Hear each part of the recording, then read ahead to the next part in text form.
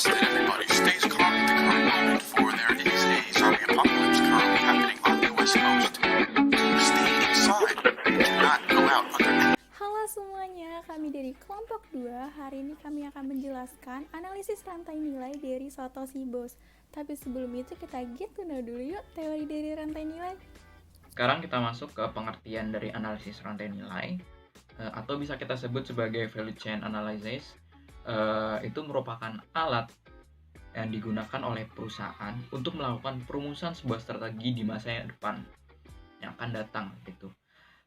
Serta memahami keunggulan kompetitif yang dimiliki oleh perusahaan tersebut.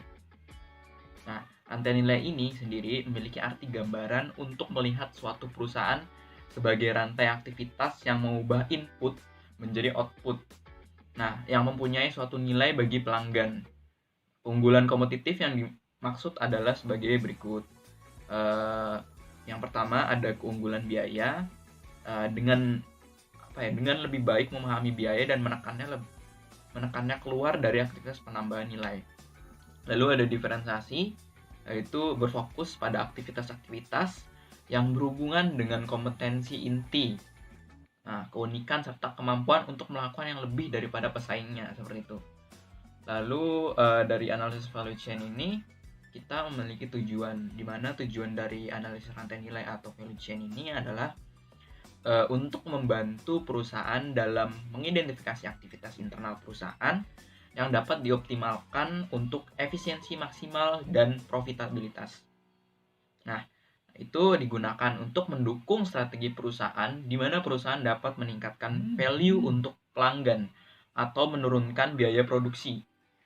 Nah, penurunan biaya atau peningkatan nilai tambah itu dapat membuat perusahaan lebih kompetitif. Selanjutnya kita akan masuk ke dalam fase rantai nilai. Istilah rantai nilai itu sendiri dimaksudkan agar setiap aktivitas yang dilakukan oleh perusahaan itu dapat menambah nilai pada produk atau jasa bagi para pelanggannya. Dan dari rantai nilai ini dapat dioperasikan melalui 3 fase. Yang pertama adalah fase hulu atau biasa disebut juga dengan manajemen rantai pasokan. Ini biasa mencakup pengembangan produk atau hubungan antara perusahaan dengan pemasoknya.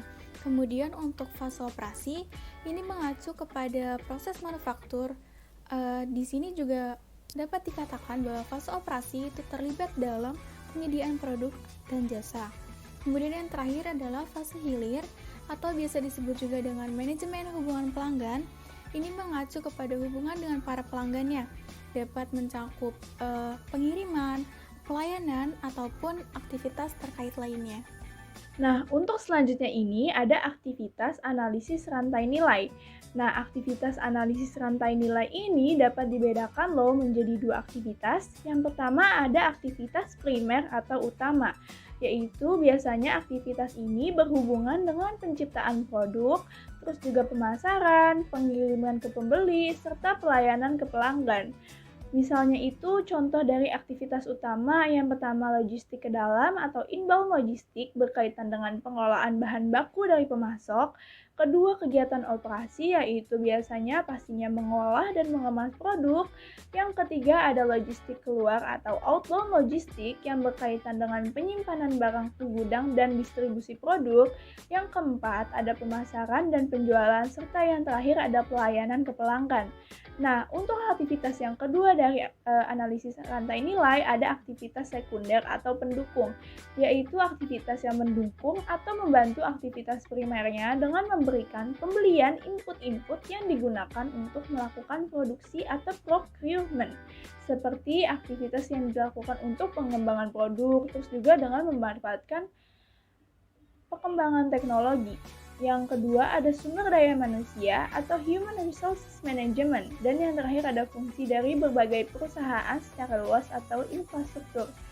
Nah, dikarenakan teori dari analisis rantai nilai ini sudah dijelaskan, maka sekarang kita masuk ke analisis rantai nilai pada Satoshi Bosnya. Jadi dalam video ini kami akan menganalisis mengenai rantai nilai dari UMKM yaitu Satoshi Bos.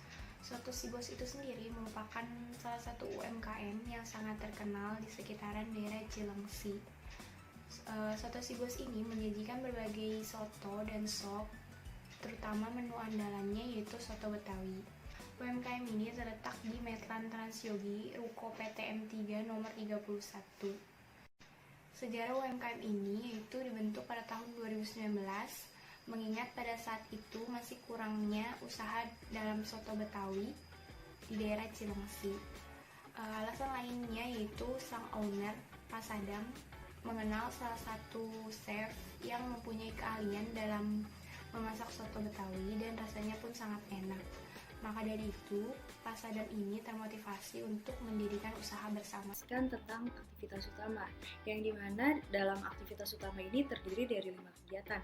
Yang pertama ada inbound logistik, yang kedua ada operation, yang ketiga ada outbound logistik, yang keempat ada marketing, yang dan terakhir ada service.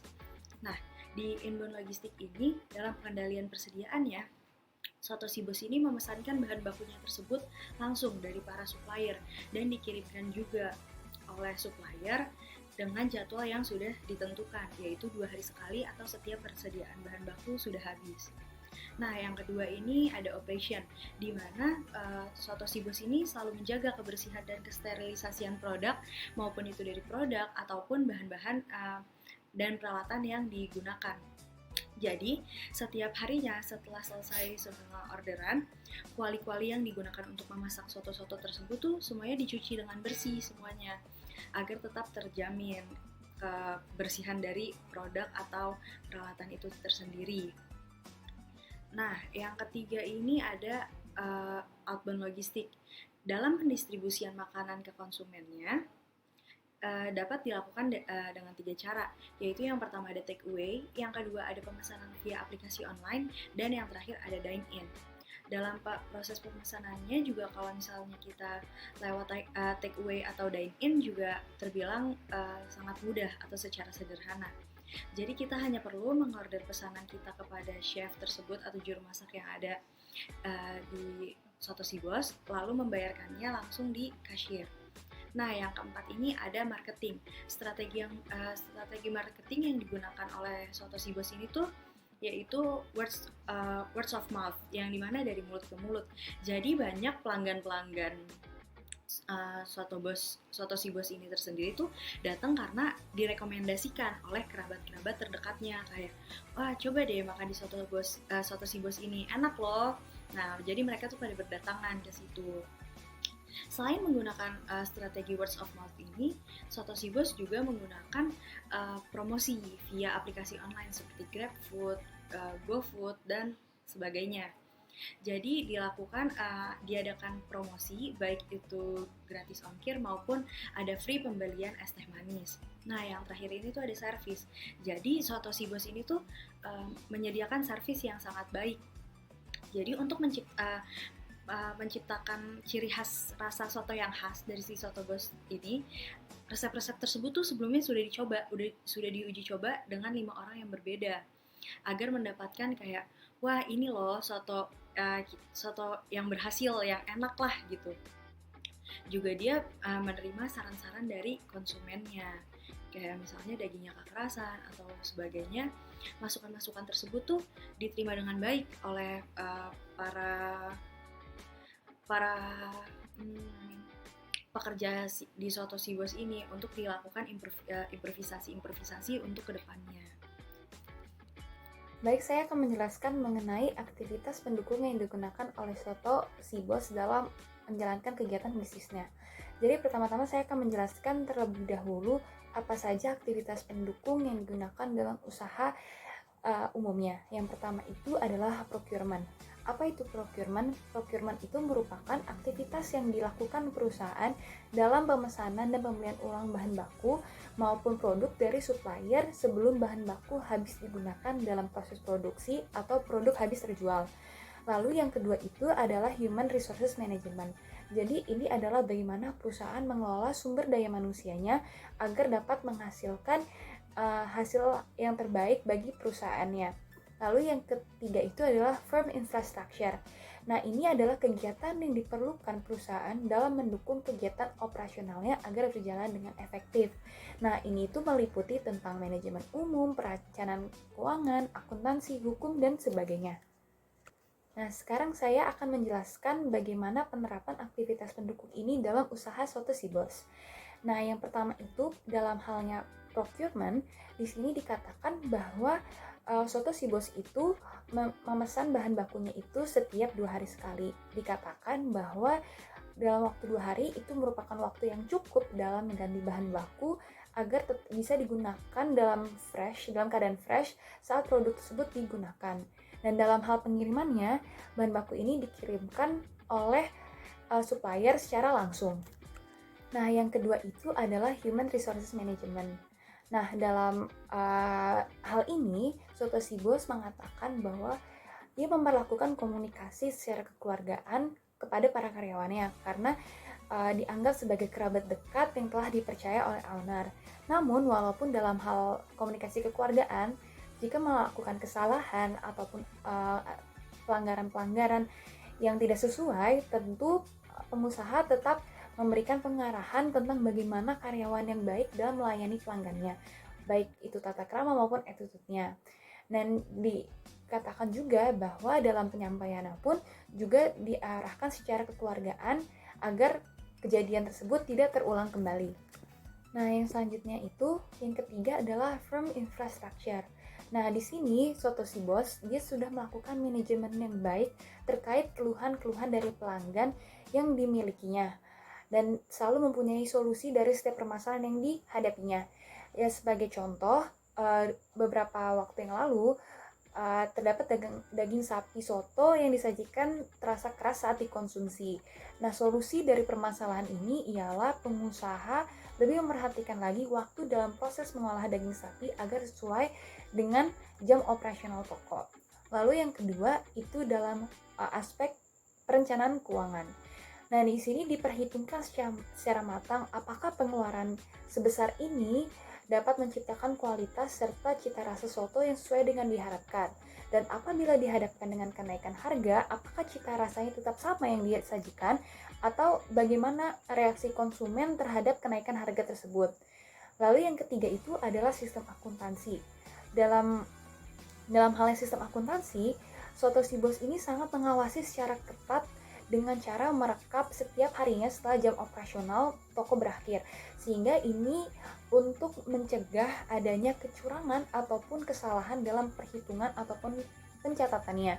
Dan hal ini juga bisa dapat diatasi dan tidak perlu menunggu hingga akhir bulan periode. Dan untuk terkait dengan hukum, Soto Si Bos ini telah mendapatkan sertifikasi kehalalan dalam proses penyesuaian oleh MUI. Jadi dapat dikonsumsi oleh semua orang. Nah, yang terakhir ada kesimpulan nih. Jadi dari apa yang sudah kita bahas, dapat disimpulkan bahwa Soto Si Bos ini merupakan UMKM yang bergerak di bidang kuliner yang memiliki menu andalan yaitu soto Betawi dan berlokasi di Medland Transyogi Cilengsi. Usaha ini dibentuk pada tahun 2019 dan bisa dibilang lumayan terkenal karena pada saat itu masih kurangnya pedagang soto Betawi yang ada di sekitaran Cilengsi. Pada pembahasan di atas, terdapat 2 aktivitas analisis rantai nilai yang dilakukan oleh UMKM Soto Si Bos, yang yaitu ada aktivitas utama dan aktivitas pendukung. Nah, pada aktivitas utama ini terdapat 5 kegiatan yang dilakukan. Yang pertama itu ada inbound logistik, yang kedua ada operation, yang ketiga ada outbound logistik, yang keempat ada marketing, dan yang kelima itu ada service. Sedangkan pada aktivitas pendukung terdapat 3 kegiatan yang dilakukan, yaitu yang pertama ada procurement, yang kedua ada human resource management, dan yang terakhir itu ada firm infrastructure. Sekian dari kami kelompok 2 pada pembahasan ini tentang analisis rantai nilai pada UMKM Soto Si Bos. Dan mohon maaf apabila terjadi kesalahan kata atau semacamnya. Terima kasih.